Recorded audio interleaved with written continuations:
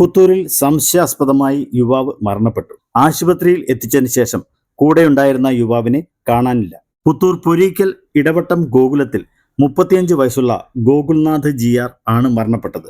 പൊരീക്കൽ അരുൺ ഭവനത്തിൽ അരുണാണ് ഗോകുലിനെ ആശുപത്രിയിൽ എത്തിച്ചതിന് ശേഷം അവിടെ നിന്നും കടന്നു കളഞ്ഞത്. ഇന്നലെ രാത്രിയാണ് സംഭവം നടക്കുന്നത്. പൊരീക്കൽ ജയന്തി കോളനിക്ക് സമീപം ഇന്നലെ രാത്രിയിൽ യുവാക്കൾ തമ്മിലുണ്ടായ സംഘർഷത്തിനൊടുവിൽ ഗോകുൽനാഥ് അബോധാവസ്ഥയിൽ ആവുകയായിരുന്നു എന്നാണ് അറിയാൻ കഴിഞ്ഞത്. തുടർന്ന് അരുണും സുഹൃത്തും കൂടി ഗോകുലിനെ കൊട്ടാരക്കര താലൂക്ക് ആശുപത്രിയിൽ എത്തിക്കുകയായിരുന്നു. എന്നാൽ ആശുപത്രിയിൽ എത്തുന്നതിന് മുമ്പ് തന്നെ ഗോകുൽ മരണപ്പെട്ടിരുന്നു.